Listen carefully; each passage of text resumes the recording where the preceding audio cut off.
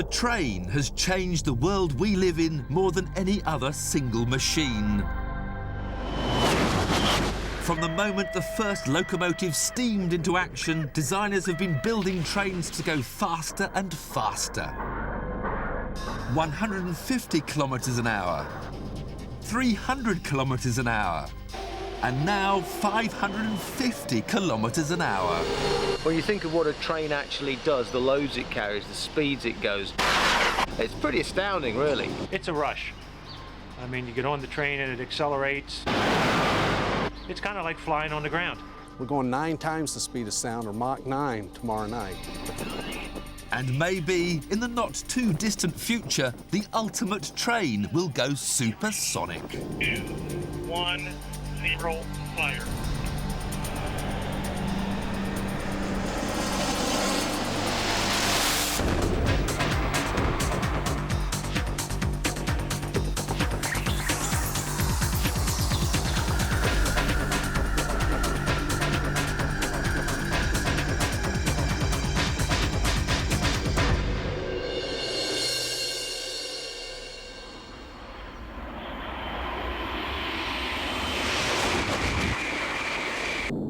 High-speed rail is at the forefront of transport technology. Today's machines are the result of over 200 years of innovation and craft.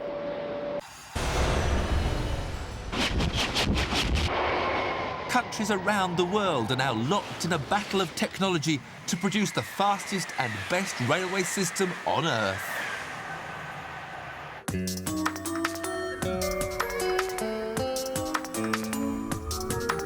In America, more than anywhere else, the unstoppable rise of the automobile and the plane over the last century has beaten the train into near submission.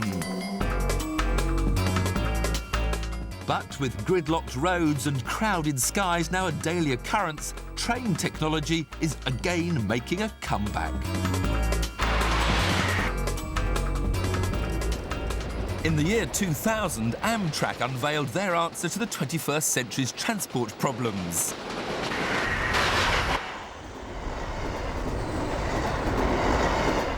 The Acela Express represents a new dawn for American travel.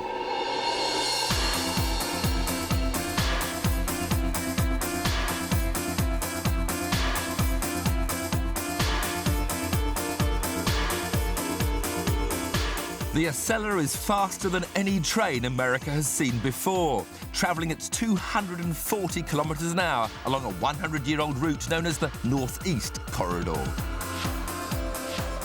Inside, the passenger car is smooth and near silent. Only the view tells you the speed. But as any train driver will tell you, nothing beats the sensation you get sitting up front. It's a rush. I mean, you get on the train and it accelerates, you get up to 150 miles an hour, and it's kind of like flying on the ground. To achieve 240 kilometres an hour, the Acela draws over 9,000 kilowatts of power supplied from overhead lines. The locomotive houses an enormous traction motor and is shaped for aerodynamic efficiency and stability. The Acela is very, very technically advanced because of the onboard computer systems that we use to actually operate the train, the computers that the engineer uses to control the speed of the train, the acceleration. When you're driving an Acela, you're at the helm of over 500 tons of steel and over 300 lives. At the Amtrak headquarters in Wilmington, Jay Gilfillan instructs engineers how to drive at 240 kilometres an hour. This simulator replicates every detail and sensation of driving the real Acela. I think the hardest part is that there's so much that you have to do at one time, so many things you have to look at, but it's once you get the feel of it, it's just like driving a car. It becomes second nature to you. The acceleration rate is phenomenal because we actually have 2 power cars. There's the one that we're in, and then there's one on the other end that's pushing. At some of the speeds that we're going, 150 miles an hour, it will take me almost a mile to get it stopped. We're going the length of a football field in 3/4 of a second. So there's no time for games up here. It's very serious business. The Acella's top speed is limited by the old, twisty tracks of the Northeast Corridor. To maintain high speeds on the bends, the Acela carriages are designed to lean into the corners like a row of cyclists. As a result, it can corner 30% faster than other trains along the route. As the car goes into a curve, the car will literally tilt or lean to compensate for the gravitational force of going around the curve. And then when it gets back out on the straight, the computer will say, okay, straighten the car back up. On the power car is a transducer that measures acceleration, deacceleration, the lateral G-forces, and it'll take that information and send it back to the computer on board the coach for the tilting system, and tells the computer, okay, I need you to tilt X number of degrees based on how fast we're going and the lateral forces that we're experiencing.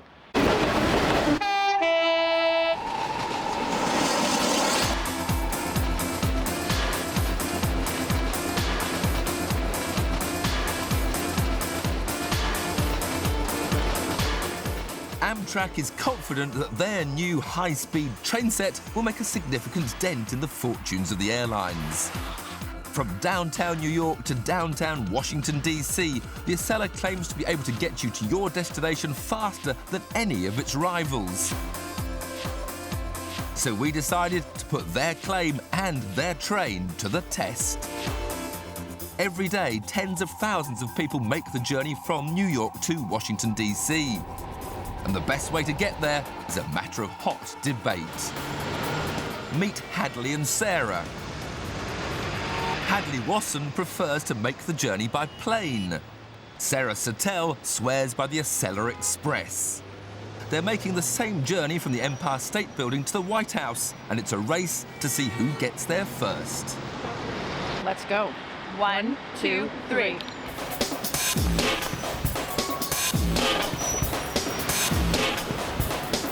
Hi, JFK Airport, please. Penn Station, please. Sarah's short journey to Pennsylvania Station in the heart of Manhattan should take minutes. Hadley, on the other hand, has to take a cab to JFK Airport, 27 kilometers from the Empire State, through New York's worst traffic bottlenecks.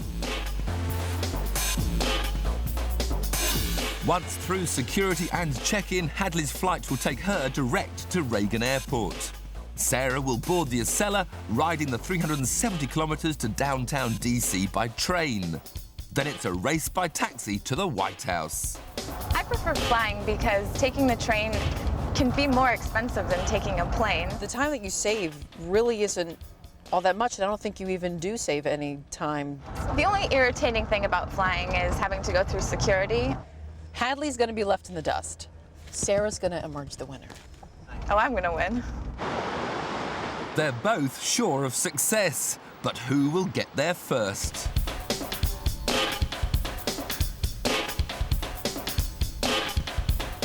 We're minutes into a race between the airlines and America's new high-speed train.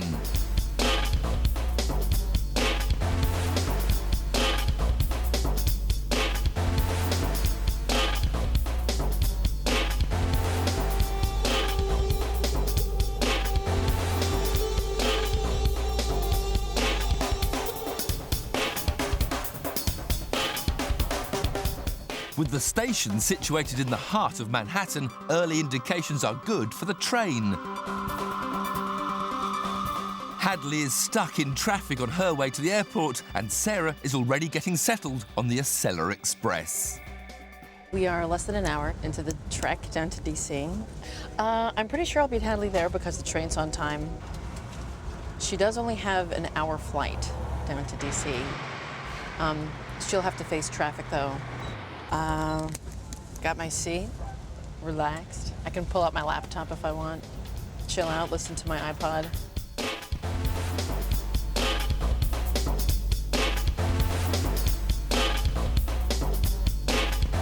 Two hours later, and the tables have turned. Despite having to travel further to the airport and having to wait longer for her flight, Hadley gains on Sarah once she's in the air, travelling at 850 kilometres an hour instead of 240 on the ground. As they approach Washington, D.C., Sarah and Hadley are just minutes apart. But with Sarah's train only just arriving at Union Station, Hadley's taxi has already dropped her at the White House. So on this journey, the plane beat the train by just 10 minutes, almost too close to call. But now a new high-speed train might just tip the balance.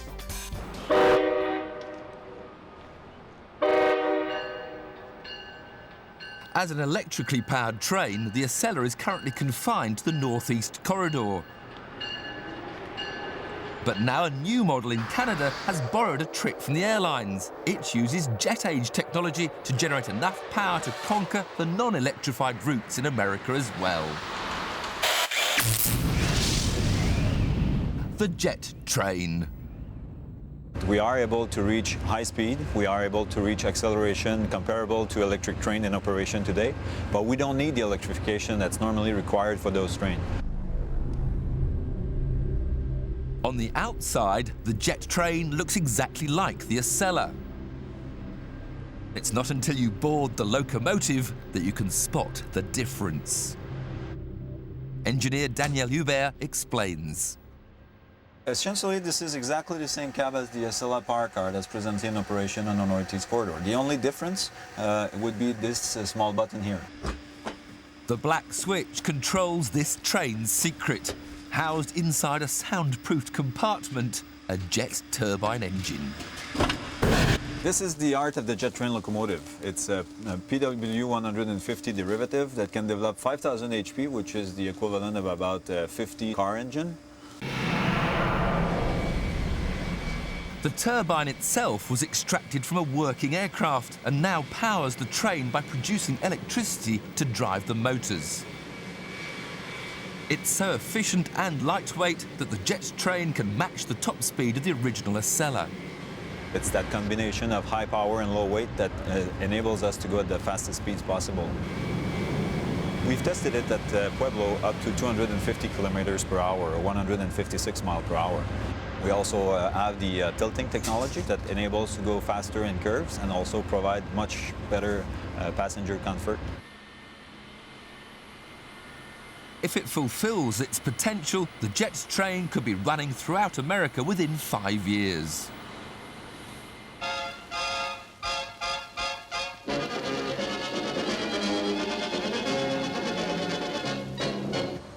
Britain is the birthplace of the train and was instrumental in developing many of the world's first high-speed trains, despite having the oldest and possibly twistiest network in the world.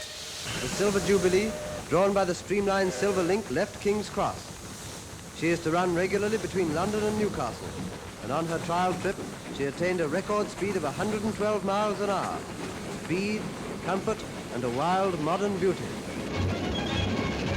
Thanks to its rich rail history, there are some 100,000 train spotters in the UK. They are all fiercely proud of their railway heritage.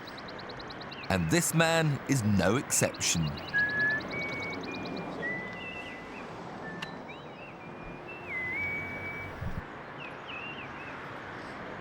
I was never actually a train spotter, although I do like big lumps of technology, and a train is actually a big lump of technology. Bruce Dickinson is a train enthusiast with a passion for high-speed rail travel. He rides the world's high-speed trains whenever his job permits.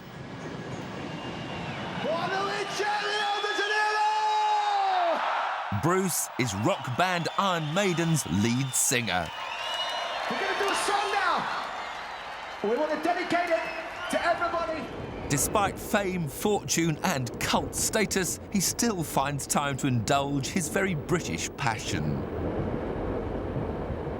His all-time favourite is the Intercity 125, a model of reliability and speed.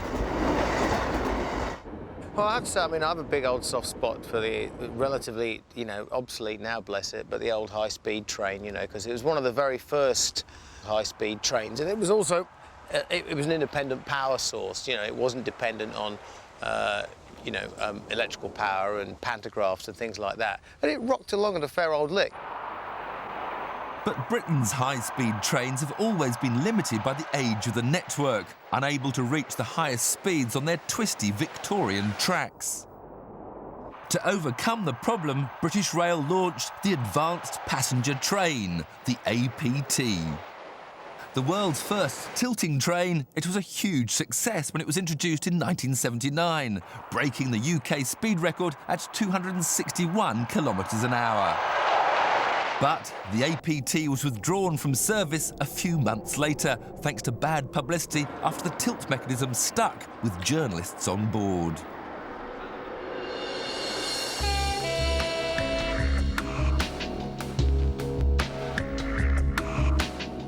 Over 2 decades later, and tilting technology is back on track in Britain. The Pendolino, developed by Fiat, tilts up to 8 degrees and maintains an average speed of 240 kilometres an hour. Like the Acela, its advanced computerised systems switch off the tilt at critical moments en route to prevent the train from colliding with tunnels, bridges and other trains. The Brits have always had a love-hate relationship with technology. We love inventing it, but we hate exploiting it. And you can almost look at the movie The Italian Job and say, well, unfortunately, they've tucked us up good and proper now, because they're actually selling back our technology back to us in the form of the Pendolino, which Virgin has brought, because of our higgledy-piggledy twisty tracks. We're stuck with Italian technology, not a bad thing necessarily, but just a great shame, because the APT was potentially a fantastic bit of kit. As new high-speed trains like the Acela and the Pendolino get faster, so designers have had to develop better braking systems and more effective impact strategies. Today's systems use complex computer networks to keep the trains on course and several kilometres apart. But sometimes the only way to advance the technology is to test it to destruction.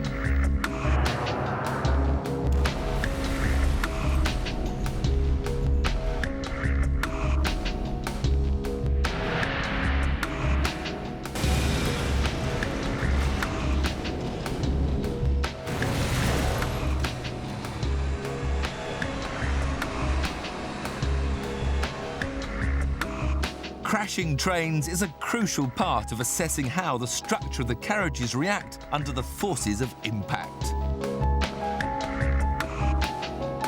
Thanks to tests like these, train designers now know, for example, that there is a far greater chance of neck and spine injuries in forward-facing seats.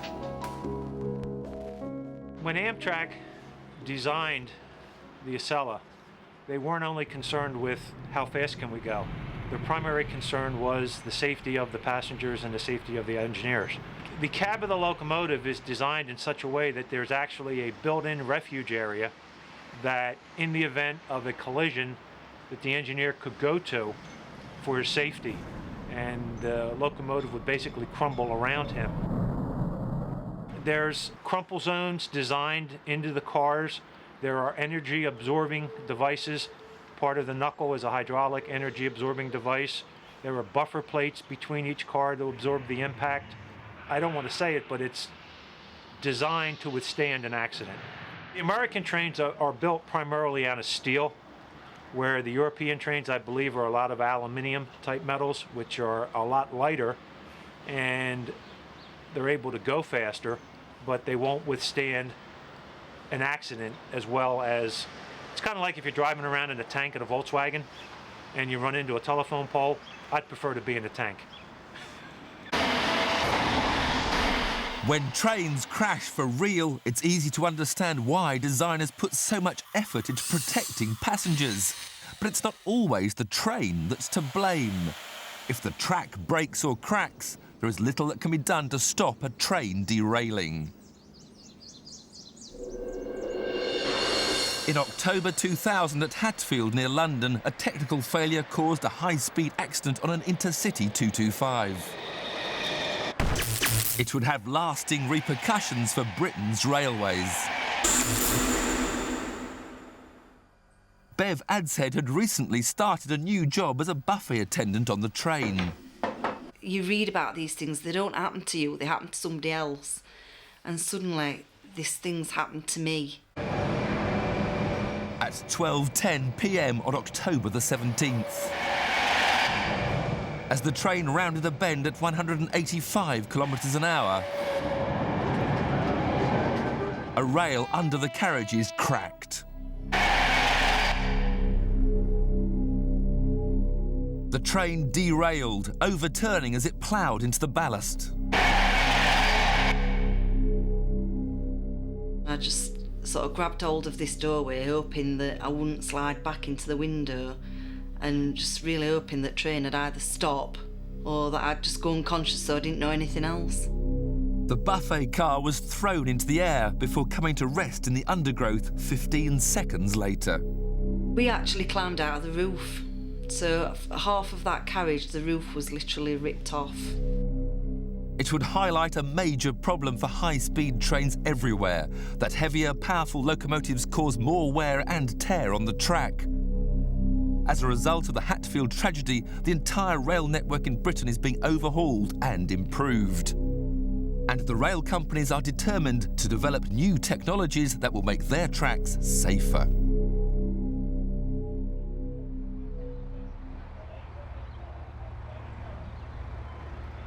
In Britain, independent inventor Malcolm Higgins is developing a machine that will help combat rail fatigue by cleaning rails without damaging them.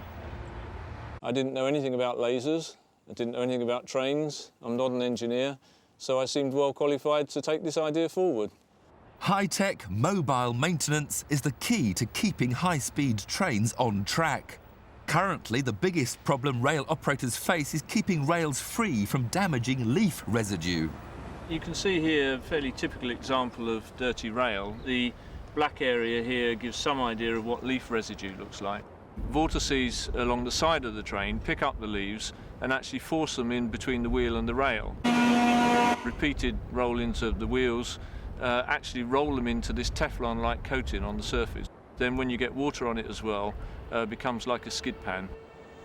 Delays caused by leaves on the line have become a national joke in Britain, but in reality they occur in every country and can make trains skid through red signals.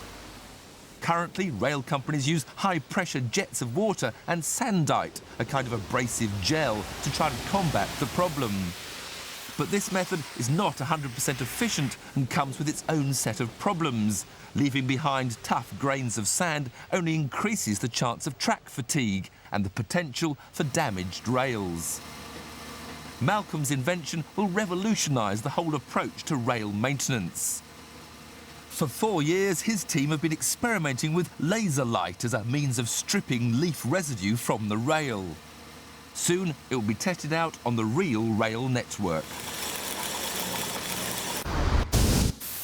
First of all, we have the laser itself. This laser is just a prototype version at the moment. Effectively, we will be producing power that's 10 times more than this type of lasers produced before in the world, which is an awful lot of energy to have to control. All of this is delivered through fibre optic cable, which routes its way down through the container to the railhead, and that's where the business end is. Here we have the fibre optic coming down into something called an optical box. We have here 25,000 pulses of light a second being delivered onto the track.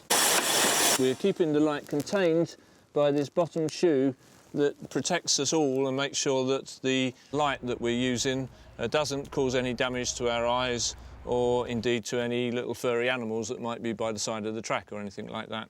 Each little pulse of energy that we deliver is 5,000 degrees centigrade, but all of that energy is absorbed by the contamination that's on the railhead. So if you put your hand on straight afterwards, you wouldn't feel any heat in the process at all. Malcolm's invention could be fully operational within 2 years. But there is one foolproof way to avoid problems with high-speed corners and faulty rails altogether. completely rebuild the network. The world's fastest trains are designed to run on purpose-built, straight track and have broken records in the process. The fastest railways in the world have tracks built specifically for them. Exclusive, dedicated tracks, free from sharp bends, incur less wear and tear and make the system much safer too. The Japanese really came up with the concept of a dedicated track and a dedicated trains that went very fast. It really was a revolutionary concept. It was market-driven by the numbers of people that simply want to move from A to B to C to D, all in a straight line. That makes it a doddle to design a train to do that. For over 30 years, the Shinkansen Bullet has been rocketing between Tokyo and Osaka at 257 kilometers an hour, until recently quicker than any other train system on Earth. For train designers planet-wide, the Bullet has proved itself as the icon of high-speed train travel. Like the Bullet, the French TGV system relies on fast trains running on specially built straight tracks. These trains don't need to tilt, as the system has done away with sharp corners completely. The TGV, or Train à Grande Vitesse, is the modern champion of speed, regularly topping 274 kilometers an hour. During tests in 1990, an experimental TGV hit a staggering 515 kilometers an hour, setting a new world record.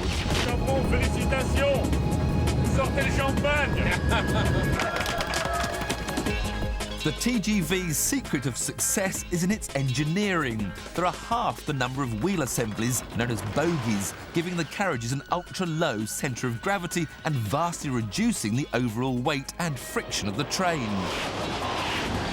The TGV is also possibly the safest train system in the world.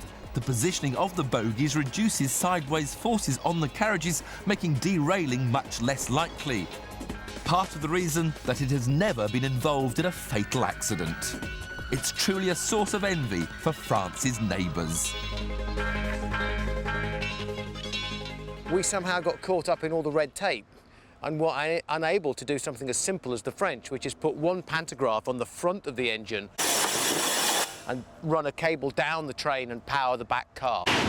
And that simple piece of technology enabled the TGV to get up and going, and they could just clamp multiple units together and run huge trains throughout the length of the network.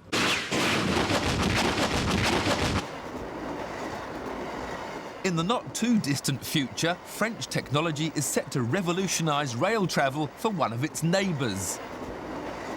Currently, a fleet of 27 multi-million-dollar Eurostar trains connect France and the UK through the Channel Tunnel rail link. An adaptation of the TGV, the Eurostar locomotives generate power equivalent to 130 car engines as the train hurtles towards the French side of the tunnel at 300 kilometres an hour. Now, new Eurostar track is being laid between the Channel Tunnel and London to bring trains on the English side up to speed. A massive civil engineering enterprise that has involved uprooting whole villages. When the new link opens, trains will travel at 300 kilometres an hour for the first time in Britain, and a journey from the heart of Paris to the centre of London will take just over 2.5 hours, shaving 20 minutes off the current time.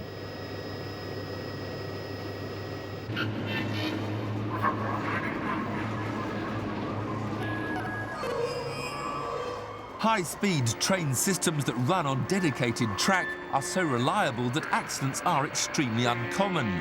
But at these kinds of speeds, one tiny flaw can lead to catastrophe. The Intercity Express is Germany's answer to the TGV. It uses lightweight alloys, tilts like the Pendolino, and has a top speed of 280 kilometres an hour. When the ICE derailed in 1999, it became the worst German rail disaster in 20 years. Travelling at 200 kilometres an hour, the fourth carriage derailed, sending the rest of the train ploughing into a bridge. 102 people died. What nobody had accounted for was an unexpected fault in a new type of wheel called the Bochum 84. It was a tragic end to the ICE's 100% record for safety.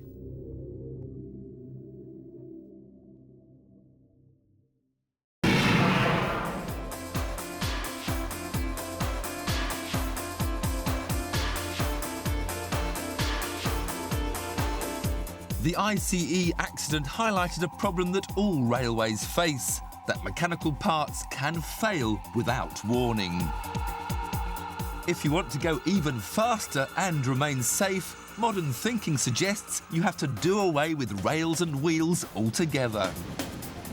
In Japan, this experimental train with wings works on the same principle as a piece of paper dropping to the floor. It's kept afloat by a cushion of air. The aero train has no brakes. It has to use a parachute to stop. Even more ingenious, researchers are developing trains known as maglevs that also skim above their tracks, this time suspended on a cushion of magnetism.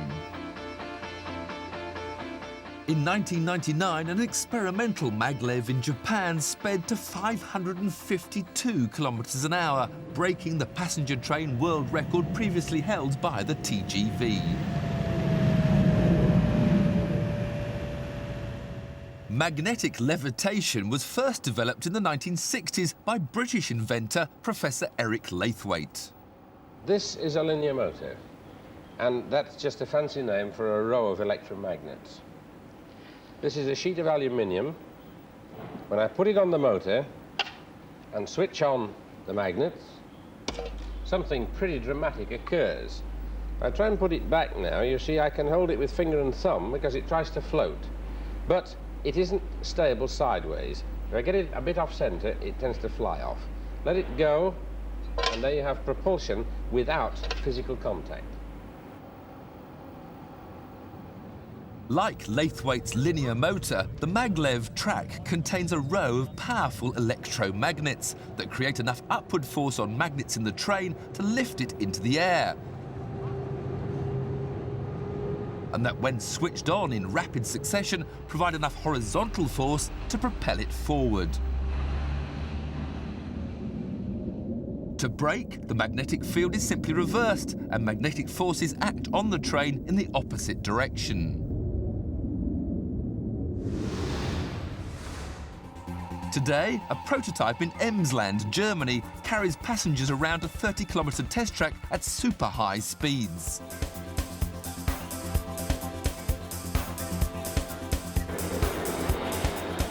Maglevs don't need to tilt.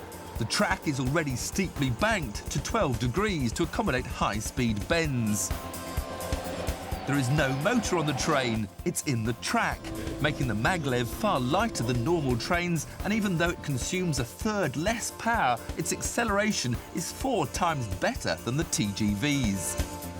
And with no wheels touching the track, friction is minimal. There is no danger of rail fatigue or wheel failure, and the train can reach astonishing speeds. People often ask what is the maximum speed possible for a maglev train. Today it would be possible to maintain higher speeds of about 600-700 kilometers per hour.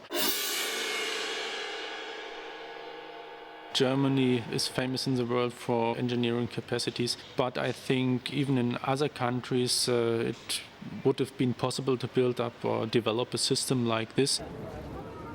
Maglev technology already has truly international appeal. The German design is on a fast track to China. The world's first commercial maglev between Shanghai and its airport opens in 2004, reducing the journey time from 45 to 8 minutes. The system is expected to carry 10 million passengers, rising to a predicted 20 million by 2010. If it proves a success, China plans to build a massive intercity network of 435 km/h maglev trains to ease the burden on its overcrowded transport system.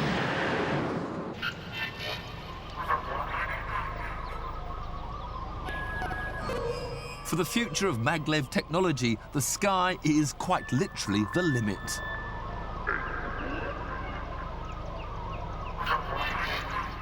In America, scientists at NASA's Marshall Space Flight Center are developing a maglev train that could propel their spacecraft skywards. Heading the team is Dr. Ken House. Okay, come on down. Back in the late 90s, NASA sent out a research announcement to invite bids and proposals from scientists who had ideas on ways to build a track that would utilize the forces of electricity and magnetism to provide an initial velocity, a little bit of a boost, give us some launch assist. One of the advantages of looking at the electric motor maglev concept is the fact that all of the energy required for the initial start from 0 velocity up to the 400 mile an hour is provided on the ground. There's no friction, there's no wheels, and there's no heat and power loss that's associated with friction and rolling elements like bearings and wheels. With the opening of the recent maglev train, it's been demonstrated and proving that the technology is there. It's possible and it's feasible to move large, heavy objects at fairly high speeds using simply electricity and the force of magnetism. The launch system is a fusion of two technologies, using the train and the plane to achieve a common goal. The train won't be going all the way to space. Instead, it will remain bound to its track as a flying vehicle is catapulted skywards. This is the starting point, or the end of the motor, and in this section would be the levitation, and in the center section would be the linear motor.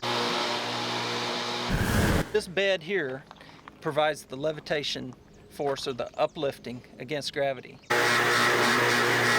These sets of coils here provide a stabilizing effect in the side-to-side direction. Although NASA's models aren't yet ready to fly, they have proved that maglev trains could one day accelerate spaceships to over 1,500 kilometers an hour. Running through a tunnel of less dense gas like helium, friction from the air is reduced and the space train would have enough acceleration to launch its payload into orbit.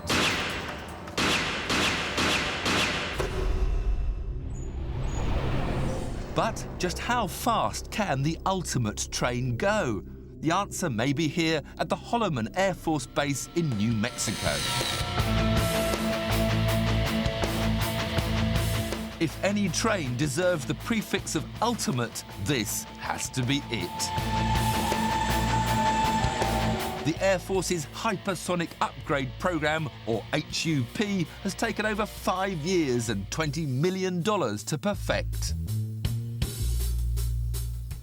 This is potentially the fastest railed machine on the surface of our planet. This is the Holloman high-speed test track. It's the most precisely aligned piece of rail in the world. Anywhere along it, it's 11 thousandths of an inch in terms of alignment, both laterally and vertically. This track is the longest in the world, the fastest in the world, the most highly instrumented in the world. The sled run that we're getting ready to do tomorrow will fire a narrow gauge sled down this that goes 9,600 feet per second, or about 6,500 miles per hour. It will set a new world land speed record for a railed vehicle. We're going 9 times the speed of sound, or Mach 9, tomorrow night. At Holloman high-speed test track, speed records have regularly tumbled. The last record breaker back in 1982 smashed through Mach 8. 8 times the speed of sound, reaching over 9,800 kilometers an hour.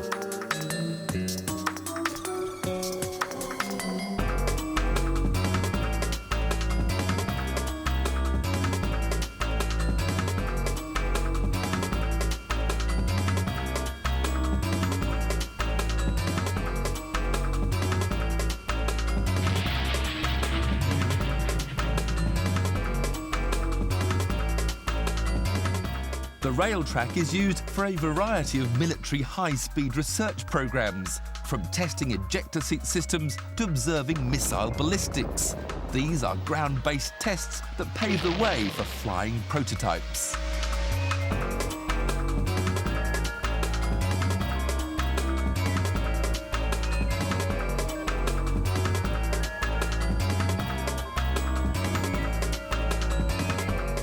Most of these trains ran with little more than a mannequin at the helm, but it wasn't always the case. In the 1950s, human guinea pig Colonel John Stapp was regularly accelerated through 40 Gs, suffering broken bones and retinal hemorrhaging in one of the tests.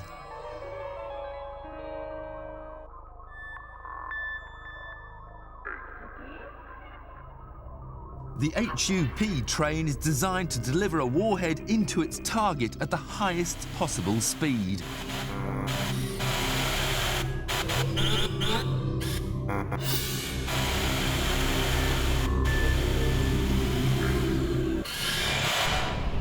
This train is too brutal for our railways, but the test will provide engineers with valuable hypersonic data. Mission HUP-80X G1 is hours away from launching into history. Dave Minto heads the team. It'll be very exciting, but we'll also be very nervous because we're doing something that's never been done before. We'll be venturing into the unknown. New things can happen in physics when you go to where you haven't been.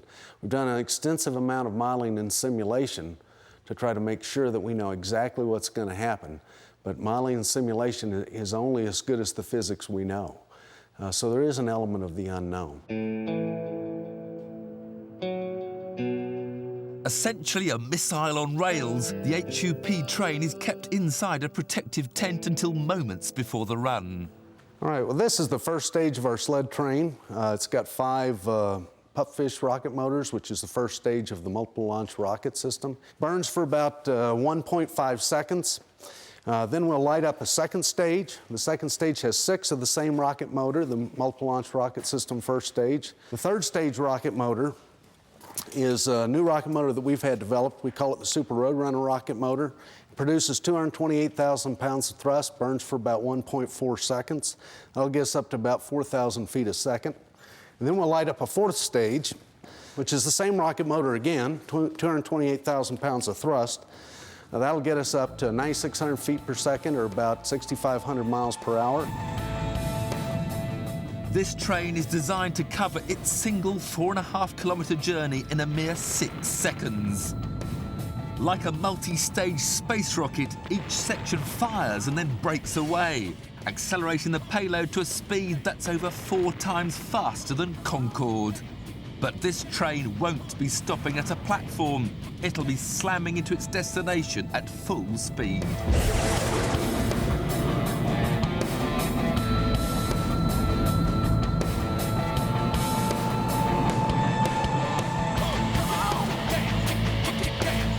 At the end, we'll deliver this payload, which is on top of the fourth stage here, into a target at a velocity that's, of course, 9,600 feet per second, which will have about as much energy as if a car ran into a brick wall at 2,000 miles an hour.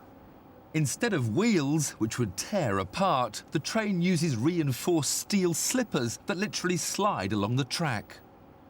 Like NASA's maglev, to reach the highest possible speeds, the HUP will run through an atmosphere of helium. Russ Kurtz explains.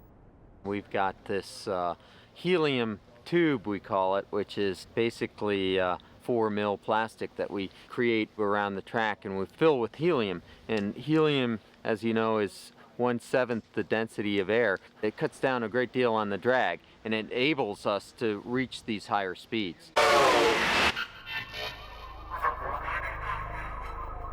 As they learned in previous tests, moving through ordinary air at Mach 9 produces shockwaves so intense that steel can melt. In this case, as this slipper was going down the track, what happened is you had shocks coming off the sides here, or shock waves, and impinging on this canard, and you can kind of see the melt. If you look really closely, that is a melted surface. It's more like a blowtorch came in here and started cutting this off.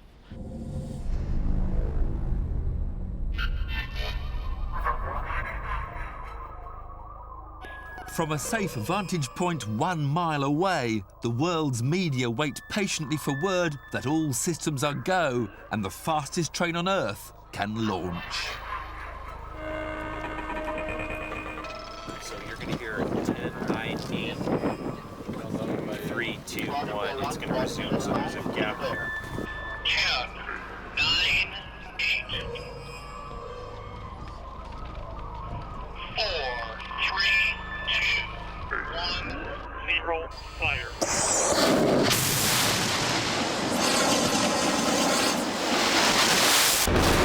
It's seconds before the sonic boom reaches the observers.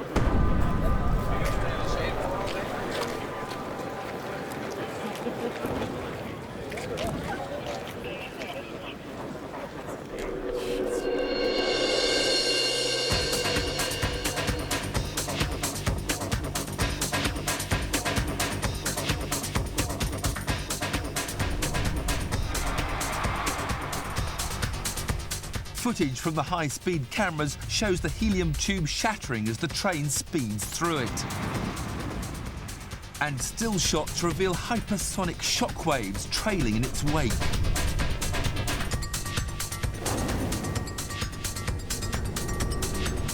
The snapshots also show the payload lifting off before it hits the target. The impact itself is so secret that the footage hasn't been released. Clocked at 10,430 kilometers an hour, it's a new world record. At these speeds, this train would, in theory, take just 2 minutes to travel from New York to Washington, D.C. And just over 25 minutes to cross America. Like the jet, high-speed rail is now capable of supersonic speeds. Soon, it could surpass it as the ultimate way to travel.